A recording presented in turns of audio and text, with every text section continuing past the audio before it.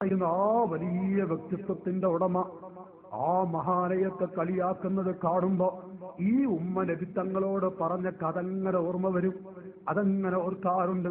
കുണ്ടൂരുത്താത് അവിടുന്ന് ബഹുമാനപ്പെട്ട K Umar Haji വലിയുല്ലാഹി K Umar Haji അതാ വലിയൊരു മജ്ലിസിലേക്ക് വരുമ്പോ ഇന്നും അവിടുത്തെ മക്കൾ ജീവിച്ചിരിപ്പുണ്ട്. മുഹമ്മദ് ദാരിയും ഹുസൈൻ മുസ്ലിയാരും ഒക്കെ ജീവിച്ചിരിപ്പുണ്ട്. അവരോട് പറഞ്ഞ വാക്കാണ്, കെ ഉമർ ഹാജി സ്റ്റേജിലേക്ക് വരുമ്പോ അതാ ബേക്കിലൊരു കുട്ടി അങ്ങനെ ചെറിയ മനുഷ്യനങ്ങനെ ഇരിക്കുന്നു. ആ സമയത്ത് ഉമർ ഹാജി വലിയുല്ലാഹി ഉമർ ഹാജി കെ ഉസ്താദ് വിളിച്ചിട്ട് ആ മക്കളെ വിളിച്ച് പറയാ, ഇരിക്കുന്ന കുട്ടി ആരാണ് അറിയോ? അത് നല്ലൊരു മോനാൻ, അത് നല്ലൊരു കുട്ടിയാൻ.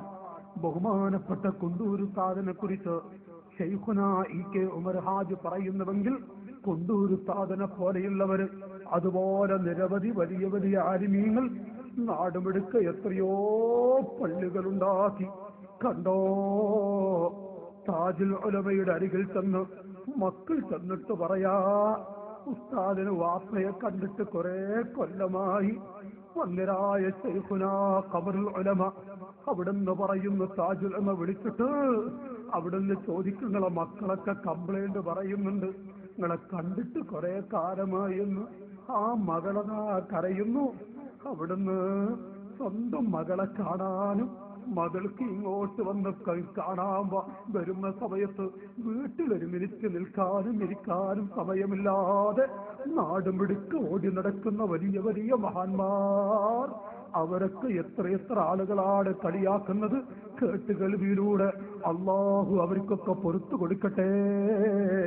കേട്ടുകേൾവിയിലൂടെ ഒരൊറ്റ പണ്ഡിതനെ നാട്ടുകാരെ പറഞ്ഞു പോകരുതെന്ന് ഞാൻ പിന്നെ ഖേദിക്കേണ്ടി വരും. ഒരു മുതഅല്ലിമിനെ പോലും കേട്ടുകേൾവിയിലൂടെ പറഞ്ഞു പോയാൽ ഈ ജൗഫിൽ കഅബത്തിന്റെ ഉള്ളിൽ വെച്ച് 10 മാസം നൊന്ത് പ്രസവിച്ച ഉമ്മയെ വ്യഭിചരിച്ചതിനേക്കാളും കടുത്ത തെറ്റാണ്. അതുകൊണ്ട് ഈ ശബ്ദം കേൾക്കുന്ന മുഅ്മിനീങ്ങളെ, ഏതെങ്കിലും കേട്ടുകേൾവിയിലൂടെ ഒരൊറ്റ സയ്യിദിനെ കുറിച്ചൊന്നും പറയരുതേ. ഒരു ഉസ്താദിനെ ഒരു വാക്ക് തമാശക്ക് പോലും പറഞ്ഞാൽ നമ്മുടെ ആഖിബത്ത് കേടുവരുന്നതാണ്. അതാണ് ഈ ഉമ്മ പഠിപ്പിക്കുന്നത്. നബി തങ്ങൾ അവിടെ നിന്ന് പഠിപ്പിച്ചു കൊടുത്തു, അവിടെ നിന്നങ്ങ് ഇറങ്ങുന്നു. നബി തങ്ങൾ അവിടെ നിന്ന് ഇറങ്ങുമ്പോ, നേരത്തെ ഞാനൊരു കാട്ടറബിയെ കുറിച്ച് പറഞ്ഞു, ഇപ്പോൾ ഒരു പ്രായം ചെന്ന അമുസ്ലിമത്തായ ഉമ്മയെ കുറിച്ച് പറഞ്ഞു. ഇനി ഞാൻ പറയട്ടെ, റസൂലുള്ള നടക്കുന്ന സമയത്ത് ഒരു ചെറിയ വീടിന്റെ ചെരുവിൽ അതാ മിണ്ടാൻ കഴിയാത്തൊരു ജീവിയുണ്ട്, മാൻകുട്ടിയുണ്ട്.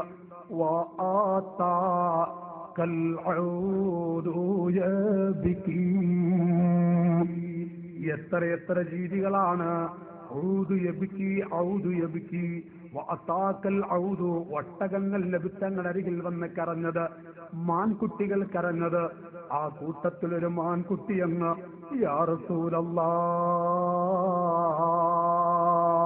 അന്ത റഹ്മത്തുൽ ലിൽ ആലം, നബിയേ, പാവങ്ങളെ സഹായിക്കുന്ന തങ്ങളെ, മൃഗങ്ങളെ സഹായിക്കുന്ന നബിയേ, ഞാൻ ഇന്നലെ പ്രസവിച്ച 2 കുട്ടികളുടെ ഉമ്മയാണ്. ആ കുട്ടികൾ വിഷം നിർത്തിക്കൊണ്ട് പാല് കുടിക്കാൻ വകയില്ലാതെ അവർ കരയുന്നുണ്ടാവും. ഈ വീട്ടുകാരൻ എന്നെ പിടിച്ചുകൊണ്ട് വന്നിരിക്കുകയാണ്. യാ റസൂലല്ലാഹ്, എന്നെയൊന്ന് അടിച്ചുവിട്ടാൽ ഓടിപ്പോയി എന്റെ മക്കൾക്ക് പാല് കൊടുത്തിട്ട് വരാം നബിയേ. അല്ലാഹുവിന്റെ ഹബീബ് അങ്ങ് ചെന്നിട്ട് കാറങ്ങ് അടിച്ചു വിടുമ്പോ റസൂലുള്ളാഹിനോട് സലാം പറഞ്ഞ് നബി തങ്ങളുടെ മടിയിൽ ആ മാൻകുട്ടിയുടെ കൈവച്ച് സലാം ചൊല്ലിക്കൊണ്ട് ഓടുകയാണ്. വീട്ടുകാരൻ വരുന്നു, മാൻകുട്ടിയെ കാണുന്നില്ല. ആ സമയത്ത് റോട്ടിൽ നിൽക്കുന്ന നബി തങ്ങളോട്, റസൂലുള്ളയാണെന്ന് വീട്ടുകാരൻ അറിയില്ല. എടോ, ആരാണ് എന്റെ മാൻകുട്ടി അടിച്ചുവിട്ടത്? മോനെ, ഇന്നലെ പ്രസവിച്ച 2 കുട്ടികളുടെ ഉമ്മയാണത്. പാല് കൊടുത്തിട്ട് വരാമെന്ന് പറഞ്ഞപ്പോ ഞാൻ അടിച്ചുവിട്ടതാണ്. ഇൻഷാ അല്ലാഹ് അല്പസമയം കൊണ്ടത് വരുന്നതാണ്. ഏതോ കാട്ടിൽ നിന്ന് പിടിച്ചുകൊണ്ടുവന്ന ജീവിയെ അടിച്ചു വിട്ടാൽ അത് വരുമെന്നോ? നബിത്തങ്ങളെ അടിക്കാൻ വേണ്ടി കയ്യങ്ങ് പൊക്കിയപ്പോ, മോനെ ആ മാൻകുട്ടി വന്നില്ലെങ്കിൽ അടിച്ചാൽ പോരയോ? റസൂലുള്ളാഹിനെ ചീത്ത പറയുന്നു. വല്ലാതെ തെറി വിളിക്കുമ്പോ ചാടി ചാടി കുതിച്ചു വരുന്നു. അമ്മാൻകുട്ടി വന്നിട്ട് അസ്സലാമു അലൈക യാ റസൂലല്ലാഹ്, സമയം വൈകിപ്പോയ നബിയേ, എന്റെ കുട്ടികളോട് പറഞ്ഞു റസൂലുള്ള വിട്ടതാണ്, പെട്ടെന്ന് കുടിക്കണമെന്ന് പറഞ്ഞപ്പോ ആ ചോരമക്കള് പറഞ്ഞു, ഉമ്മാ നബിത്തങ്ങൾ ഞങ്ങൾക്കും റഹ്മത്താണ് ഉമ്മാ. ഇത് പറഞ്ഞിട്ട് അല്പം കൂടുതൽ കുടിച്ചു. ഇതങ്ങ് പറയുമ്പോ നബിത്തങ്ങൾ ആ മാൻകുട്ടിയുടെ കൈയെന്ന് പിടിച്ച് വീട്ടുകാരനെ ഏൽപ്പിക്കുമ്പോ അതാ റസൂലുള്ളയാണെന്ന് മനസ്സിലാക്കിയ മനുഷ്യൻ നബിത്തങ്ങളെ അടിക്കാൻ വേണ്ടി നീട്ടിയ ഈ കൈ എനിക്ക് വേണ്ട. ആ കൈകളങ്ങ് മുറിച്ചു മാറ്റിയിട്ട് നബിത്തങ്ങളിലേക്ക് കൊണ്ടുവരുമ്പോ റസൂലുള്ളാഹിന്റെ ഉമിനീരെടുത്ത് അവിടെയെന്ന് തട്ടി അവിടെ എങ്ങോട്ട് വെച്ചു കൊടുക്കുമ്പോ, ആ കഷ്ടമങ്ങ് വെച്ചു കൊടുക്കുമ്പോ ഓപ്പറേഷന്റെ അടയാളമില്ല. നബിയേ, ഞാനെന്ത് ചെയ്യണം? മോനെ, അതിന്റെ മക്കളവിടെയുണ്ട്, അങ്ങ് അടിച്ചു വിട്ടാടാ. അമ്മാൻകുട്ടി അങ്ങ് അടിച്ചു വിടുമ്പോ മിണ്ടാൻ കഴിയാത്ത ജീവി റസൂലുള്ളാഹിന്റെ മടിയിൽ വന്ന് തലവെച്ച് കണ്ണുനീരൊടുക്കിയതും എത്ര കിതാബുകളിലാ വിവരിച്ചിരിക്കുന്നത്. അമ്മാൻകുട്ടി നബിയേ, അങ്ങ് ഞങ്ങൾ മറക്കില്ല എന്ന് പറഞ്ഞ് സലാ പറഞ്ഞ് പോകുന്ന രംഗം ആ കാട്ടറബിയെ സഹായിച്ച റസൂലുള്ളാഹി, പ്രായം ചെന്ന അമ്മയെ സഹായിച്ച റസൂലുള്ളാഹി, മിണ്ടാൻ കഴിയാത്ത മാൻകുട്ടിയെ സഹായിച്ച റസൂലുള്ളാഹി, ആ നബി തങ്ങളെ തമസ്സക് ബിൽ നബിയ്യി വകുല്ലു സഅബിൻ യഹൂനു ഇദാ തമസ്സക ബിൻ നബിയ്യി. ആ നബി തങ്ങളെ പിടിക്കേണ്ടതുപോലെ പിടിച്ചാൽ കാരവന്മാരെ ഖബർ പ്രകാശിപ്പിക്കാം. അല്ല എങ്കിൽ നമ്മുടെ ഖബറിന്റെ അവസ്ഥ എന്താണ്? ആ നബി തങ്ങളെ പിടിക്കുക, അവിടെ നിന്ന് പിടിക്കാൻ അവിടുത്തെ പേരമക്കളൊക്കെ നൽകിയില്ലേ ബഹുമാനപ്പെട്ട ഖുതുബുസ്സമാൻ ഖദ്ദസല്ലാഹു സിർറഹുൽ അസീസ് മഹാനായ മന്ത്രത്തങ്ങളെ കാരൊണ്ടിടുത്തേ കാട്ടുപോത്തും നിന്റെ പോത്തും ചൂട്ടടണ്ടോടുത്തേ. താനൂര് സമുദ്രത്തിൽ കര കാണാത്ത മക്കള് ഉപ്പാപ്പ എന്ന് വിളിക്കുമ്പോ കാട്ടെടുത്തിന്റെ പോക്കിൽ ചൂട്ടടണ്ടോടുത്തേ. അവിടുന്ന് ചൂട്ട് കത്തിച്ച് കാണിച്ചു കൊടുക്കുന്നു. കരയിലേക്ക് വരുന്നു ഉപ്പാപ്പ എന്ന് വിളിച്ചിട്ട് ജാതിമത വ്യത്യാസമില്ലാതെ മുഴുവൻ ആളുകളും വന്ന് ഉപ്പാപ്പയുടെ കൈപ്പിടിക്കുന്നുവെങ്കിൽ മമ്പുറത്തങ്ങൾ മുസ്ലിമീങ്ങളുടെ എന്നല്ല, മനുഷ്യമക്കളുടെ അത്താണിയാണ്. മഹാനായ പാണക്കാട് പൂക്കോയത്തങ്ങള്, മഹാനായ ബാപ്പത്തങ്ങള് ബീവിയുടെ മക്ബറ സിയാറത്ത് നടത്തിയിട്ട് ബന്ധരായ ഉസ്താദുമാരോട് നാളെ ളുഹറിന്റെ മുമ്പ് നിങ്ങളൊക്കെ എന്റെ പിന്നിലാണ് ളുഹർ നിസ്കരിക്കുക. ബഹുമാനപ്പെട്ട ബാപ്പത്തി തങ്ങളെന്ന് പറയുമ്പോ ആലിമീങ്ങൾ അത്ഭുതപ്പെടുത്തി. ബാഫക്കി തങ്ങളുടെ വാക്കുകൾ എന്താണ്?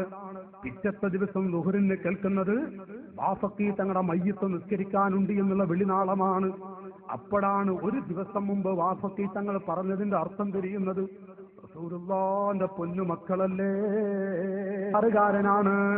അപ്പൊ ത്വാഇഫിൽ അറബി മലബാറുകാരൻ നിർമ്മിക്കുന്ന ഒരു പള്ളി ഇവിടെ ഉണ്ട്, അവിടെ പോയി നിസ്കരിച്ചോളി.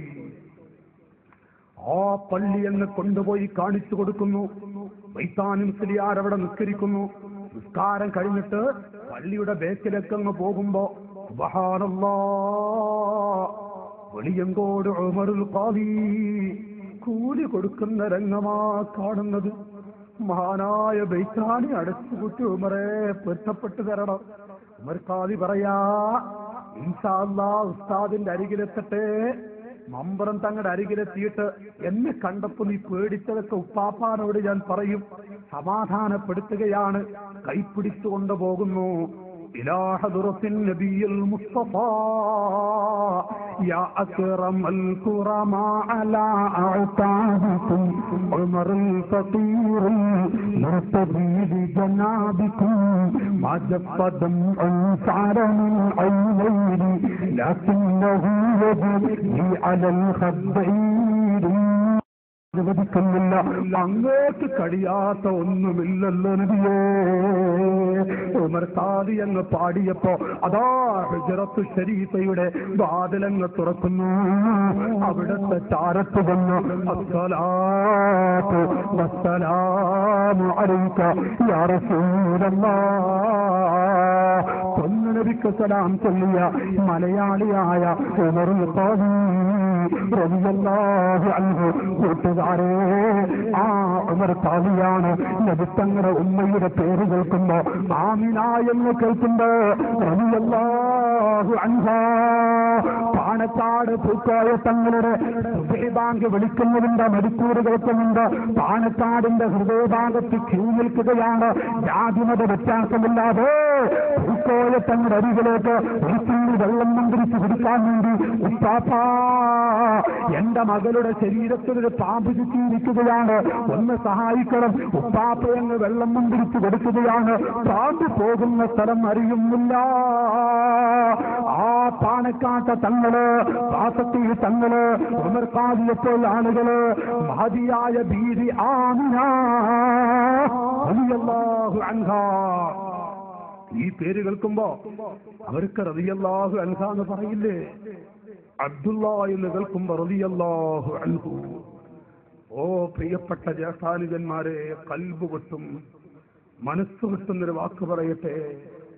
ഇതാ അങ്ങകലെ സങ്കടംകുളത്തും മറ്റുമൊക്കെയായി 4 ലക്ഷങ്ങൾ മുടക്കി, കോടികൾ മുടക്കിയിട്ട് എന്തിനാണെന്നറിയോ?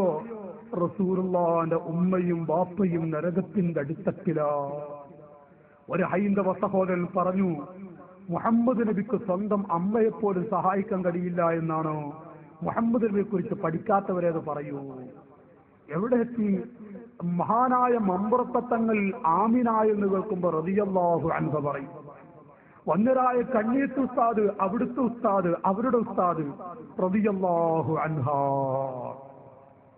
ലോകത്തൊരൊറ്റ സയ്യിദിന് തർക്കമില്ല, ലോകത്തൊരൊറ്റ പണ്ഡിതന് തർക്കമില്ല. എന്നാ ഞാനിതാ എന്റെ വാഴ നിർത്തുന്നു. ആമിന ബീവി, ആമിന മുസ്ലിമത്തോ കാഫിറത്തോ ചർച്ച ചെയ്യുകയാണ്.